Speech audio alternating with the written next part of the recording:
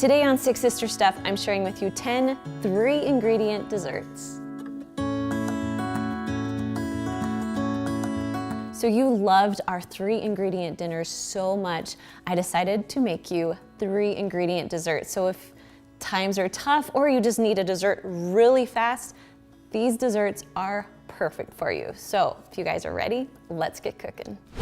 All right, so the first recipe I'm making is pumpkin cookies. Now I love that you only need 3 ingredients. So you need a spice cake mix, and go ahead and dump the whole thing in.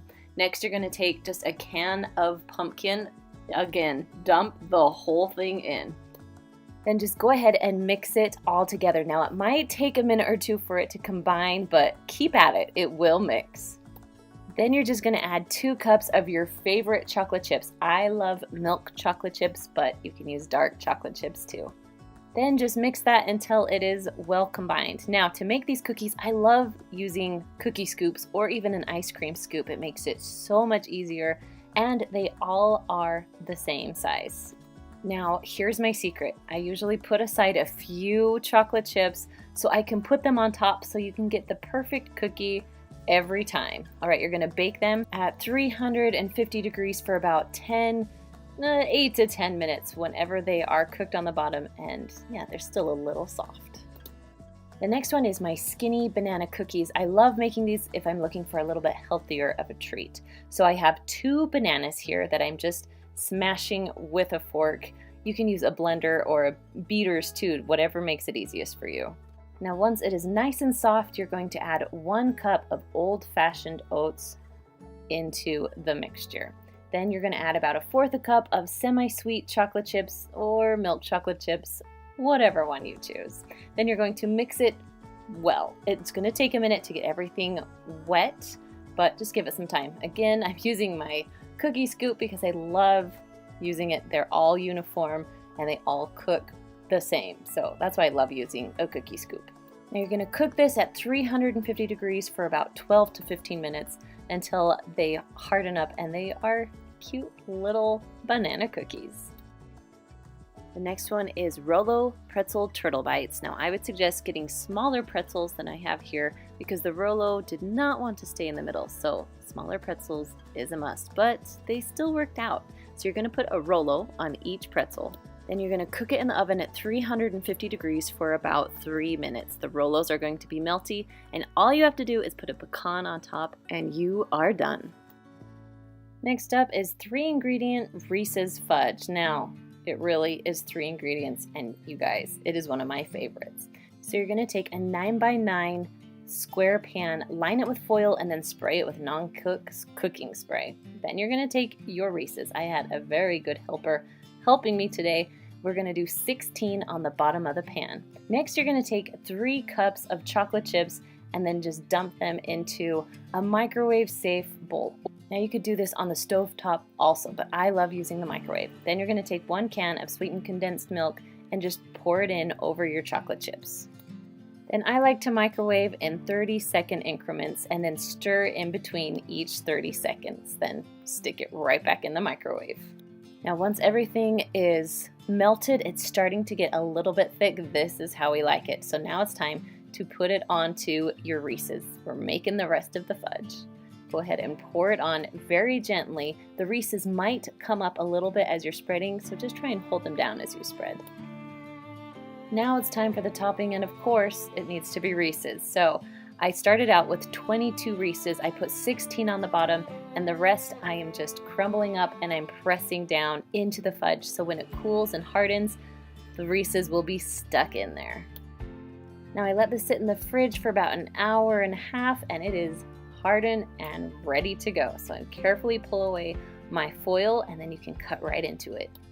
Now I love this fudge because you don't need a candy thermometer, and it actually keeps its shape pretty well. I also love that you can see the Reeses on the bottom and on the top. Now whenever I make this fudge, it is gone instantly. Next up is my luscious lemon cake. Now I love this because you only need 2 ingredients. So we have lemon cream pie filling and then 1 box of angel food cake. That simple. So you're going to dump the whole bag of your angel food cake into a bowl, and then you're going to just add in your lemon filling. Now I would suggest mixing very carefully at first because that cake mix will get all over. Once it's combined a little bit, then start using a whisk and it will make the job a little easier for you. Now I sprayed a 9x13 pan with non-stick cooking spray, and then you're just going to dump in the batter. Spread it around as evenly as you can, but don't worry, it will cook and it will even out pretty well. Now once it is pretty even, you're ready to bake it. You're going to bake it at 350 degrees for 20 minutes, and it really turns out perfect. This is angel food cake with a lemon into it. Oh, it's so good. I like to add a little bit of whipped cream and then some strawberries on top. All together, this thing tastes amazing. Next up is cookies and cream pretzels. Now you can use any pretzels for this.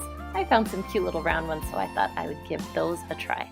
So you're just going to melt some white chocolate. You can use white chocolate chips. You can use whatever you want, but I just did a little bit because I don't need a ton. This is a perfect after-school snack for my kids. So you're going to go ahead and dip your pretzels and then put them on lay out some foil, put them on the foil so they can dry. Then you're just going to add a little bit of crunched Oreos. It just gives it the perfect amount of flavor with the chocolate and the pretzels all together. It's so good. Next up is M&M fudge. This is so simple because, again, only 3 ingredients. Now you're going to be on low medium heat. We're going to add 2 cups of semi-sweet chocolate chips and then just 1 14-ounce can of sweetened condensed milk right on top. Now as this starts to melt, you want to make sure that you keep stirring it because you don't want anything to burn onto the bottom of the stovetop. Now once it's all melted, you're going to go ahead and add 3/4 cup of those little mini baking M&Ms and just mix them just until it's combined, no more than that. Then you're going to take a 9x9 pan, make sure it's covered with foil, spray some non-stick cooking spray on it, then go ahead and spread your fudge all along the bottom of the pan. Then you're going to take the rest of your M&Ms and gently put them on top. Then you're going to press down so as the fudge hardens, the M&Ms will stay in the fudge. Now I like to keep it in the fridge for about an hour or two, let it stiffen up, and then go ahead and remove the foil. Gently cut into it, and then you're going to have perfect fudge pieces. I like these because they stay in their shape. They're not really gooey. They are perfect every time. You don't have to use a candy thermometer. It really is the easiest fudge recipe. The next recipe is banana bread, or kind of like banana cake. So you're going to start with 2 bananas. Overripe, go ahead and smash them up till it's nice and smooth. Then on top of that, you're going to add half of a package of a cake mix. Now, you can double this recipe and use the whole cake mix and add more bananas, but I didn't want a ton of banana bread, so I'm just halving the recipe today. So I use half the package. Then you're just going to add 1 egg and then mix it all together. Those are your 3 ingredients. Now once it's all mixed together and pretty smooth, I mean, you will have a little bit of banana chunks in there, which is, I think, delicious. You're going to go ahead and spray 2 small pans. Then go ahead and trying to even out your cake batter, or I guess your banana cake batter, there we go. So each pan is about filled the same. Next, you're going to preheat your oven to 350 degrees and you're going to cook these for about 30 minutes. Now, if they need to cook a little more, go ahead and do that, but I like them a little bit golden brown and they are super soft in the middle. Up next is my 2-ingredient strawberry fudge. Now, this is super simple because you just need 2 ingredients. You need strawberry frosting and you need white chocolate, about 12 ounces of white chocolate. So you're going to go ahead and dump your frosting into a bowl, and then you're going to add your hardened white chocolate into it also. Now you want to make sure your bowl is microwavable. Then you're going to microwave it in 30-second increments just until everything is melted together. Now go ahead and set your frosting mixture to the side. You're going to get a 9x9 square pan. I lined mine with foil, sprayed a little bit of cooking spray, and then you can dump your strawberry fudge right into it. Now it went pretty flat on its own. Now I'm going to add just a little bit of sprinkles because, you know, I have lots of little girls and they love the sprinkles. So we're going to add a little bit of red sprinkles on top just to give it a little extra. Now I stuck mine in the fridge for about an hour until it was nice and hardened. Then you can pull it out, pull off the foil, and it's time to cut. Now I know what you're thinking. It's a little odd that it's just 2 ingredients, but I'm telling you, it is my kids' favorite kind of fudge. Now of course I need an Instant Pot recipe in here, so I'm going to make dulce de leche or homemade caramel. So we're going to start out with a 14-ounce can of sweetened condensed milk. Now I'm actually going to cook it inside of this can, so we have to take the wrapper off. Now once the wrapper is off, this is the most important part. Take the lid off. You will have an explosion or something horrible, so make sure the lid is off.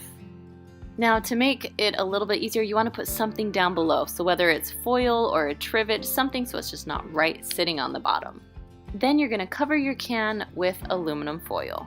Now make sure it is sealed tight as you can get it. Then you're going to put your can just right on top of your trivet.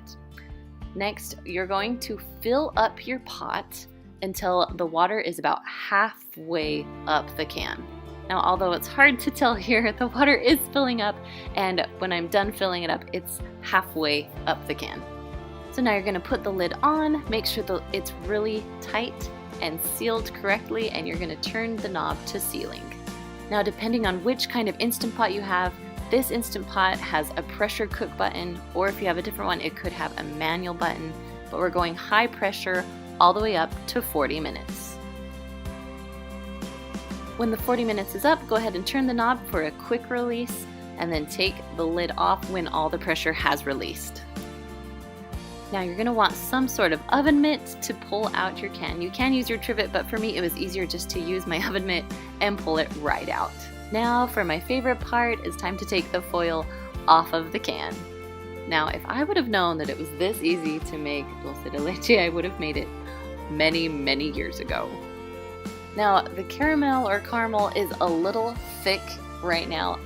The goal is to get it nice and smooth. So I like to dump mine into a bowl and put about a half a teaspoon of vanilla on top and just start mixing. Now keep mixing because it will get smooth and it will start to set up. As soon as it sets up, you can serve it with apples. I like to serve it with a little bit of sea salt on top. Now I just had a recipe a few weeks ago where I made some caramel poke cake. That would be delicious on this poke cake. Now, if you love these desserts, you're gonna love our 3-ingredient dinners. You can find that right up there. And I will see you guys next time. See ya.